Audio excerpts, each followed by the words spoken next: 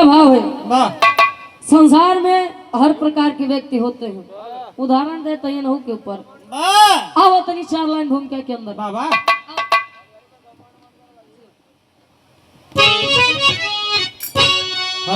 कहे मूर्खता की भी हद होती है दोस्तों, दोस्त थे 4 उनकी कहानी सुनो।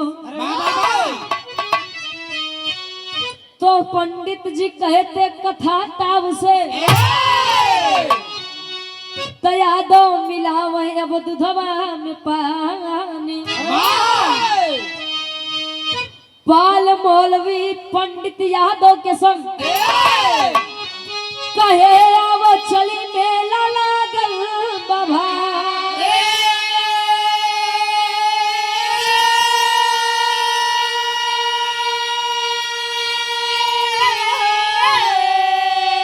अरे अपने में 4 खूब चालाक थे, तो चलते राह में करते लबारी लबारी।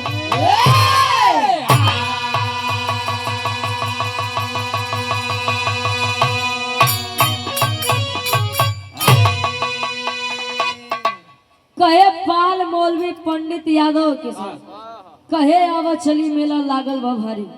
ए भैया 4 दोस्त, पंडित जी, यादव जी, पाल जी और मौलवी जी।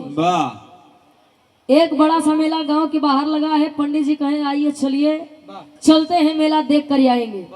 4 जने अच्छा जाते हैं। धीरे धीरे रास्ते में जब गए, जब जंगल पड़ा तो जंगल में पंडित जी कहन यादव जी बहुत तगड़ी भूख लगी भाई, इतना जोर भूख लगी बा कि अब हम का बताई। कहे तब कहे सुना हम बतावत है बुहे करा। आखिर पंडित जी अपन दिमाग लगावत है। देखिए विराह किसी भी जाति विशेष से नहीं है। संसार में सभी प्रकार के व्यक्ति होते हैं। ऐसा नहीं है कि पंडित यादव की मिताई नहीं हो सकती, यादव पाल की मिताई नहीं हो सकती और मौलवी पाल की मिताई नहीं हो सकती। अपना अपना भाव है, अपना अपना अंदाज है। कभी का भाव है। एक लाइन गजल बा कैसे, कौशिक वृंदावन वाले। अच्छा गार्जियन जी के द्वारा 100 रुपए चरणों में कोट कोट नमन आशीर्वाद के चाह रही। बोलिए वृंदावन बिहारी लाल की आएंगे ए भैया। सम्मानित आप मुकेश पासवान जी, जिला मधेपुरा, घर सिंगसर, स्थान से पश्चिम, 51 रुपए आशीर्वाद के चारे। कहे जियो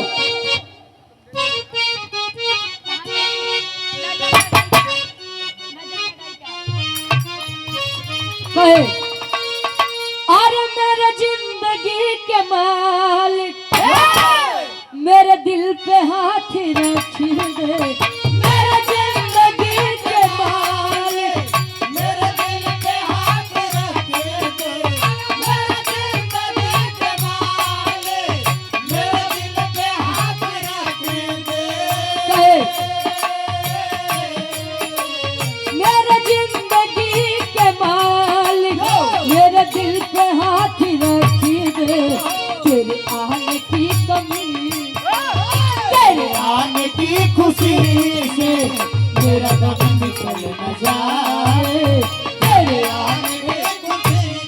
कवि का भाव है माता और पिता के लिए एक लाइन। सुबह सुबह का टाइम है।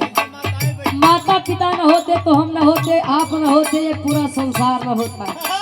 कहे माता पिता न होते घर हम भी जन्म न पाते।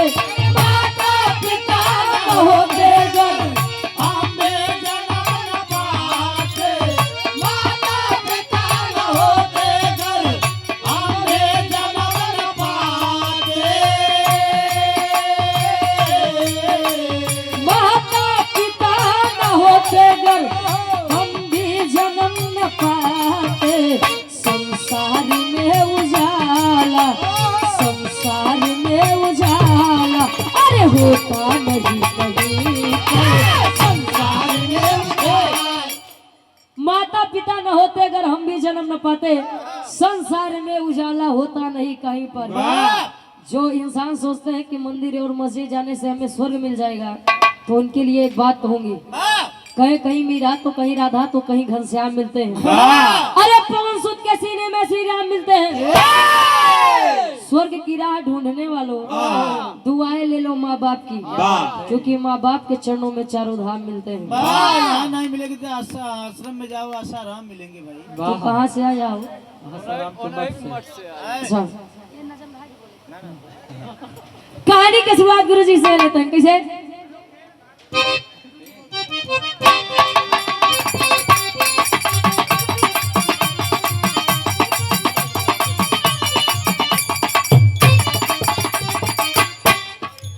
चला कि पंडित जी तब तीनों से दिखाने लगे, बड़े जाति की होकर खाना खुद बनाने लगे। फालतू कामों से अब खुद को बचाओ जी, भोजन एक रहे मेल ना मिलाओ जी। करके विचार खीर पंडित जी बनाते, खुलकर हाथ पैर साफ बैठ जाते हैं। कहे बन जो नार कैसे पंडित जी हैं शोध किए, बन जो नार कैसे पंडित जी हैं शोध किए, बन जो नार कैसे पंडित जी हैं शोध किए, बन जो नार कैसे पंडित जी हैं शोध किए। कनक खुशबू के मन ही मन में लोग कहानी का सुन रहा समय क्या भावा। ए भैया, पंडित जी यादव जी, पाल जी और मौलवी जी। पंडित जी कहे यादव जी हम चाहत कि तू दूध के व्यवस्था कैसो करा। अच्छा काका, पहले आहिर बिरादरी बड़ा दूध में पानी मिला हुआ, लेकिन जब से डेयरी आई के बाद जैसे डेयरी पे ले जाएंगे तुरंत बता देना ना महाराज। यादव जी आज गड़बड़ी करके आए हैं। ज्यादा दूध पानी पी लिया, अपना पानी निकाल लो। ए भैया, जब से डेयरी आई के बाद तब से फैट उठ जाना था, कम हो ही जाता है। अब यार अच्छा पंडित जी कहें देखा ढेर टिटिम्मा न पाला, जवन भोजन बनावा एक बनावा। अच्छा पंडित जी बड़े जाति के थे, यही सोच के सबसे सामान बना के खीर बना दिए। और जब खीर की खुशबू इतनी बढ़िया आई, पंडित जी के मन में लोभ आ गया। जब लोभ आ गया कहे यार ये खीर मैं पूरी खाऊंगा चाहे जो हो जाए। आए तीनों जने को बुलाए, कहे देखा अब वही एक एक कलछुल ले जाए, अब बाकी जितनी खीर बचे ओकर रख दे। कहे काहे बदे? कहे ने का सुबेरे खावा जाई, लेकिन सुबह वही खाएगा जो रात में सबसे बड़ा और सबसे अच्छा सपना देखा होगा। सपना लंबा देखे। अब यार भाई एक कलछुल यादव जी खाए लेन, पाल जी खाए, मौलवी जी खाए, पंडित जी खाए। पाल जी, मौलवी जी, पंडित जी सोए गए, लेकिन यादव जी भाई दूध दही मट्ठा के शौकीन रहे। यही के पेट गही। अब यादव जी कतो यहाँ कहती करोड़ फेरत है, कतो वह करोड़ फेरत है। अब पंडित जी सोचता है भाई देखा राती में तक के घपला करी ने, सुबेरे कैसे न कैसे जुगाड़ लगाई के पूरी खीर हमारी खाए। तब ले यादव जी करत हैं का एक लाइन गीत लगत बा, हिंदी दुनिया वालों ने गाया। कैसे?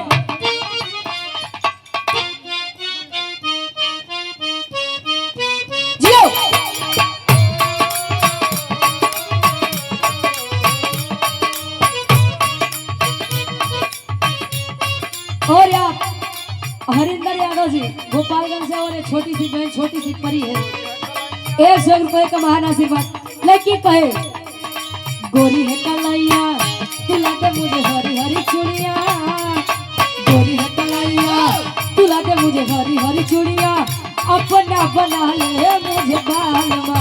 गोरी है कलैया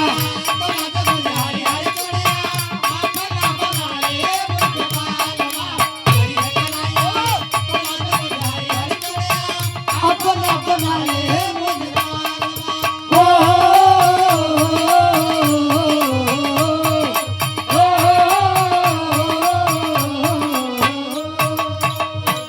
तो समझे खातिर। लेकिन यादव जी के साथे राती में घटना घटत बा। नींद यादव को न आए, बाकी तीनों सो ही जाए। नींद यादव को न आए, बाकी तीनों सो ही जाए। फिर ये खाई गई ले आधी रात के। नींद यादव को न आए, बाकी तीनों सोई जाए खिरिया खाई गईले आधी रात के। तीनों जने सोवत हैं, सुबेरे प्लान बना बाकी पाल जी कहन खीर हम खा, पंडित जी कहन हम खा, मौलवी जी कहन हम खा।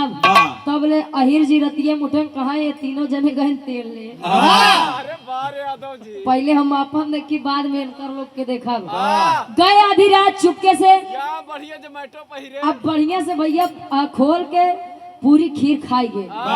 अब जब पूरी खीर खाए ना पेट जब भरा आए बढ़िया डेकराहट की लेटे अब चैन बन तेलानी राम की नाई। अब यार सुबह हुई पंडित जी कहन ए पाल जी अरे महाराज उठबा चले बा मेला देखे। तब ले कहन यार भूख लगी बा पहले अच्छा पहले बताओ तू राती में सपना का देखा। पाल जी कहन सपना तो नहीं देखे लेकिन दिमाग लगाओ। पाल जी कहन स्वामी मैं सपने में देखा कि मैं 5वें आसमान पे गया था। 5वें? कहन हाँ कहन वहाँ पर मृतलोक का नजारा इतना बढ़िया था कि मैं अब क्या ही बताऊं। कहन बस करा ये मौलवी जी के नंबर आए उठवा तू बतावा तू का देखा। पाल जी बस 5वें आसमान पे रहे, हम 7वें आसमान पे गए। कहीं तब कहीं वहाँ पर नर्तकी इतना बढ़िया डांस करत रही, नाचने वाली इतना बढ़िया नाच रही थी, ऐसे लागत रहन कि हम रतिया में स्वर्ग लोग आई बाटी। तब ले पंडित जी कहे अरे साला ये दोनों तो दिमाग लगा रहे हैं। तब ले पंडित जी कह रहे हैं बस इतना नहीं, अरे मैं तो क्षीर सागर गया था। कहीं क्षीर सागर का करे गए हैं? कहें अरे सपना में गए महाराज मैं क्षीर सागर में गया था। तब ले मौलवी जी कहना विष्णु जी कहाँ गए रहे? कहें विष्णु जी हमारे पीछे बैठ के हवा करत रहे। पंडित जी कहे अरे मतलब मुड़वा लगे बैठ के यार। हाँ कहें विष्णु जी हवा करत रहे और माई लक्ष्मी हमार पाँव दबावत रहे। पंडित जी कहें सोच ला हमार कितनी बड़ी पहुंच बे। पाल जी मौलवी जी मुड़े फात धरे कहे लगता है खाना खाने को नहीं नसीब है। अब यादव जी बढ़िया लेटा सुनो तहन आवाज सर जब खीर रहे तब खावे।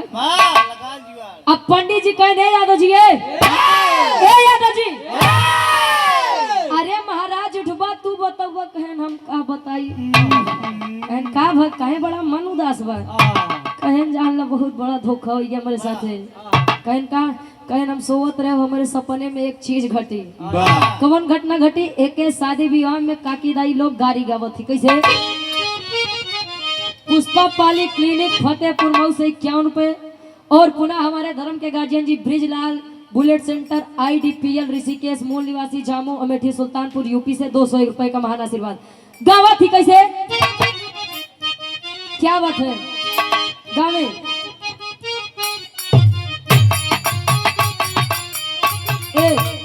खते आएगा शहर बनारस से खते आएगा शहर बनारस से ही समझे खातिर ध्यान दिए। अब यादव जी दिमाग लगावत है। अरे भेटाएगा मछर लइके मोटकिलाठी हो भेटाएगा।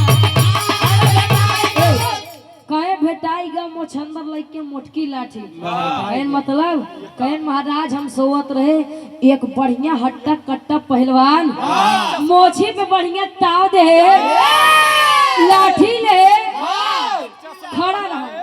कहन तब कहन लठिया हमारे एकदम मुहना लगे दतई के कहत रहा। का कहे? अरे रतिया में हमके उदेह से डेरावा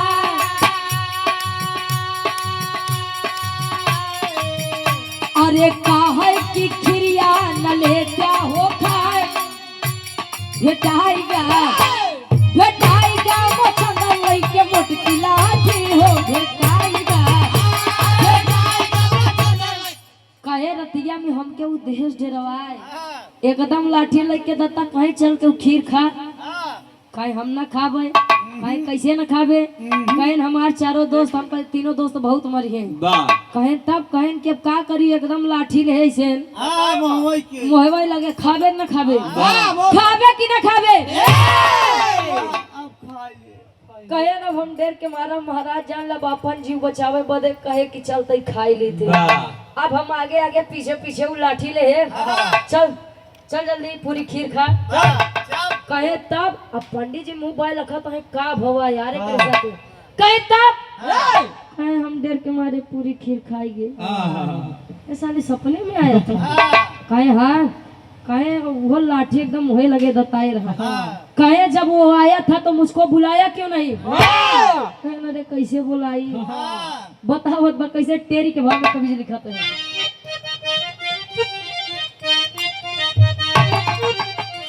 अरे राम चतुराई चारों कैले जमके तो चली ना अहिर के आगे पंडित के पटकाई। अरे पटकाई अरे पटकाई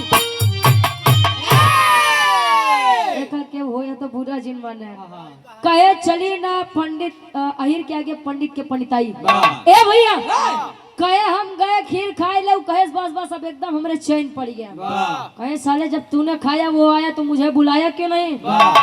बुलावे बदे कहा तो है बुलावे बदे कहा था। वो बतावे आखिरी गीत हमरे गीत के लागत बा खाटी इलाहाबादी तर्ज। जंगली भैया अच्छा गए मतलब सोई गए। ए भैया अच्छा जागत है इलाहाबादिया इलाहाबादी गीत के पूरा भोजपुरी दुनिया वाले नकल करते हैं। अरे राम झकोरा हरे झूलनी अरे झकोरा हरे झूलनी कहे साड़ी लहराए हो झकोरा हरे झूलनी। भाव में कवि जी लिखाते हैं बदन नहीं जाए। अरे बोलाई कैसे पंडित जी अरे बोलाई कैसे पंडित जी तू रहा क्षीर सागर। बोलाई कैसे पंडित जी कहे बोलाई कैसे पंडित जी तू रहा क्षीर सागर। अरे हम कैसे बोलाई? अरे अब तो तू बतावत रहा कि तू लक्ष्मी जी से पांव दबावत रहा विष्णु जी से पंखा करवावत रहा। मतलब तू क्षीर सागर में रहा मृत्युलोक में रहे। साले लगता है कुल दिमाग हमारे पे भारी पड़ी। कहे अच्छा मैं नहीं था ये दोनों तो थे। अरे कहा पाल जी 5वें आसमान पे मौलवी जी 7वें आसमान पे के का बुलाई हम गवाही सार लाई गया। अच्छा और आप सम्मानित हृदय के गार्जियन जी इस मंच पर आपने हमें गाने के लायक समझा योग्य समझा उसके लिए हम तहे दिल से आभारी हैं। इतना बड़ा मंच आपने हमें दिलाया। सम्मानित आप हृदय के गार्जियन जी आप वीर बहादुर राजभर जी जिनके माध्यम से यह कार्यक्रम हुआ है 200 रुपए का महान आशीर्वाद। गार्जियन जी बताओ तो कि ब्रेक बड़ा बढ़िया लागत बा कहे आई बतावे मौलवी भाई गावा रहे 5वें आसमान हो। मौलवी भाई गावा रहे 7वें आसमान हो। मौलवी भाई गावा रहे 7वें आसमान हो। पाले न आए पानी फिर गया यार मान हो। पाले न आए पानी अरे तोहर सेवा करत रहली अरे तोहर सेवा करत रहली लक्ष्मी नटनागर। बोलाई कैसे पंडित जी बोलाई कैसे पंडित जी पूरा। ए भैया कहे इसीलिए मैं नहीं बुलाया और उसके चक्कर में मुझे पूरी खीर खानी पड़ी। कहे सही बात बा अहिरे के बुद्धि 12 बजे खुलत लेकिन खुलत है भैया पता नहीं रात की दिन ये कोई हकीकत बात नहीं हो तो कहात लोग खाए लागे। ए भैया फिर भी बढ़िया है। ए भैया कहे कि देखा देखा दिमाग लगाई है साला। अब हम लोग दिमाग लगावत रहे कि कैसे खाए ली हम तो सोचे यही न समझ पाए लेकिन गवा काम। अब यार पंडित जी कहें जब कुल खाइन रहा ते अब का करी मेला उला चले कि हमरे हिम्मत है ना रे चलबे कैसे नहीं लिया क्या है चला मेला देखे तब पापड़ के भाव में कभी जी दिखाते हैं।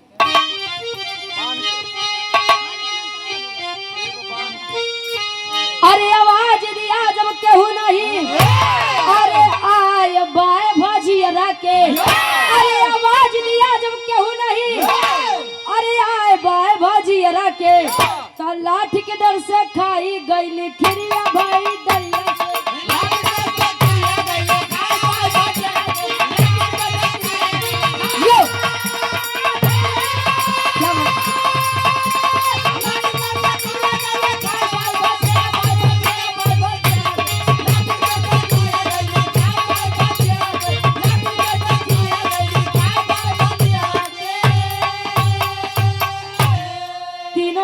आपस में विचार करत हैं। पंडित जी कहा था का पाल जी ये तो लग कुल। पाल जी कहा हम का करी, मौलवी जी कहा हम का करी, दिमाग तो तीनों जने लगाए। अब पूरा दिमाग की रतिया में खेला खेल रहे तो होकर आगे बातें का किया जाए। पंडित जी अपने ही बनाए जाल में फंस गए।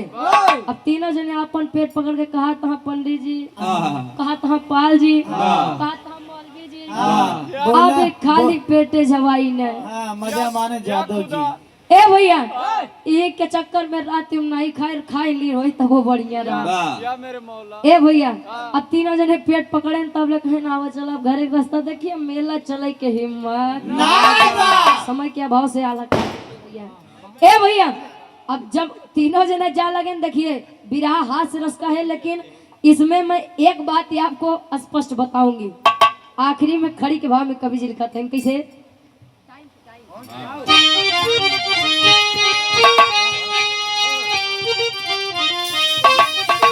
अरे अनुमान से बड़ा अनुभव कहे दुनिया सगरी, अरे अनुमान से बड़ा अनुभव अब कहे दुनिया सगरी, तो पकड़ पेटवा के तीनों धैले घर के डगरी।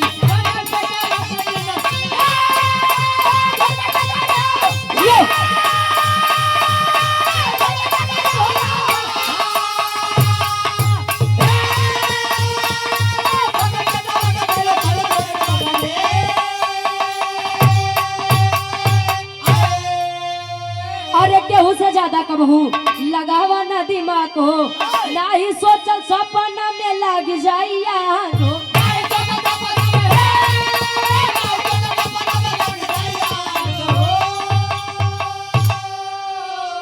अरे घूम के लौटे चारों अपने अपने नगरी, अरे घूम के चारों लौटे अपने अपने नगरी, पकड़ पेटवा के तीनों धैले घर के डगर। कहा जाता है अनुमान से बड़ा अनुभव होता है। अनुमान जरूरी नहीं है कि कोई 60 साल 70 साल जीवन व्यतीत किया है तो उसे दुनिया का सबसे बड़ा ज्ञान मिल गया हो सकता है 20 साल 25 साल में भी बच्चा अध्ययन से, बड़ों के संस्कार से, अच्छी संगत में रहने से कुछ 60 साल के व्यक्ति से ज्यादा अनुभव कर ले जाएगा। अनुमान से बड़ा अनुभव होता है, एक बात जान लीजिए। और किसी से कभी भी ज्यादा दिमाग नहीं लगाना चाहिए, नहीं तो कितना जने आज के समय में सोचते हैं जब नहीं कुल हम ही यही। जाल में फंस गया। अब धरती वीरों से खाली नहीं है, तो उनकर बाप बनता है तो तोहरो बाप केहू बन के बैठा हो। घमंड कभी नहीं करना चाहिए। हमरे विराट के शीर्षक पर पंडित जी दिमाग तो बहुत लगाए हाँ, लेकिन चला देखा बात के बुरा न माना। अबे टाइम बा, अपने टाइम के अनुसार ही हम एक छोट सा शॉर्टकट में कहानी समझावत है। एक जने ऐसे धीरे धीरे समय बीता, जैसे भाई गार्जियन जी बताए बड़का भैया जंगली भैया कि मेहरारू के वियोग में जोग रमाइल है। ऐसे ही एक लड़का था, जीवन अच्छे खासा बिता लिया, जब ओकर बुढ़ौती आए तो जोग रमावे लगे। आप पहले लेस पियरी। अब भाई जिंदगी में बढ़िया ऐश किया था, खाया पिया था, जल तरोई खाया था। जल तरोई माने अच्छा। ए भैया गंगा जी के किनारे कुटिया बनाए के रहाय लगा। बरसात भा जब गंगा जी में हुए मछली जब ऊपर से जाए लगी, जल परी। अब जब जाए लगे तब उस मतलब संत जब देखे, पंडित नहीं कहते संत कहते हैं, होते हैं कई लोग। अब जब वो देखे तो ओकर मन बिगड़ गया, कहे यार तो बड़ा मन करता बा, एक तो बार बार रखिया लगे मछली आऊ जात बाटे। अब अकेले हइयो ही क्यों जनतो नहीं बा, मार के खाई ली के जानी कि बाबा मछली खाए यहाँ। ए भैया मछली मारत बा, जब 2-4 किलो पाई गया भूजत बा के। अब भूजत बा तब ले एक जात के डोमिन मांगे बदे बाबा के कुटीवा लगे आयस, कहीं बाबा हैं संत आदमी हैं, कुछ बढ़िया तो खाई के मिलिन जाइए। अब भूजते है यहाँ तब ले डोमिन पहुंच गए। ए बाबा ए बाबा का महकत बा। जब इतनी बत गया और बाबा देखे कहीं बेटा कुछ नहीं बस ऐसे ही। अब भाई मेहरारू के जात त्योहार वहार करे ले लबर लबर करबई करे थे। कहे कस बाबा का भूंजत कहे जब ते जानिन गए है ते आओ बैठ कुछ ते खाई ले कुछ हम खाई ले, लेकिन देख क्यों बताए ना समाज में मोर बड़ी इज्जत बा। हम भौरी सब भौरी है। हाँ अब भैया डोमिन मछली खाए, बाबा मछली खाए ना बढ़िया मुंह पोछत हाँ सौरी भौरी खाए की निकलेस बहरे तब ले बाबा फिर से आवाज दी ने बिटिया ए बिटिया ए देखो केहू बताओ जिनकी बबो मछली खाते मोर बड़ी बदनामी होई। अब तब ले मेहरा रुक जात कहती है हमका का जरूरत, अरे हमका का जरूरत की बताई को बबो मछली खाते। अभी ये करत करत करत करत पूरे गांव में बात जब फैली तो 4 जने बुद्धिजीवियन कन कस रे का सन की है तो का बात बा कहे बड़ा बरबरात हेते का बतियात है वही बबुआ जौन गंगा किनारे रहा थे। अब वो मछली पकड़ के मारिस भूंजत रहन हम पहुंच गए हम हुक दे दिस खाए का कहात बक के बिटिया बताऊ जिन अब बतावा हमार का जात बक हम बताई बबुआ मछली खाते हमार का जात बक बबुआ मछली खाते अब बतायो जात बक कहो जात बक ये बड़े भैया मेहरारू लोग जल्दी बात न बतावे के चाहिए का थे इनके पेटे पानी नहीं पचत। आज के समय में तिलक कितना बढ़िया लगाई है दिन में हरे हरे सब कन्हाई खाते कुछ जने का खाते ना और आप लोग जानते भी हो। आखिरी में खानदान के परिचय गुरु बिहारी गुरु गणेश गुरु रामलाल मुर्बा का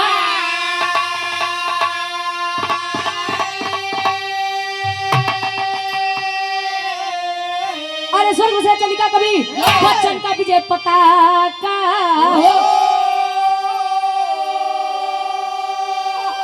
अरे चतुराई चालो कैले जमके ग्वालो वंशी रुचि ज्ञान की ज्योति जलाई चतुराई चालो कैले जमके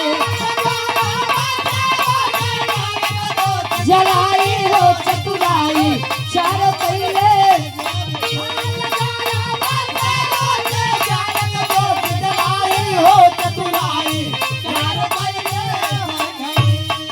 गाँव बजाओ कहा सुनो में कोनो गलती का सुबह आप लोग माफ कर सकता है।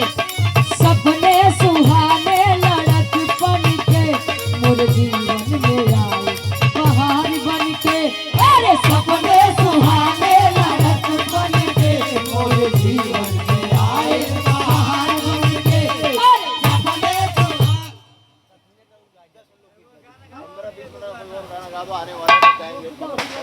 हेलो लोग गीत गाते हैं।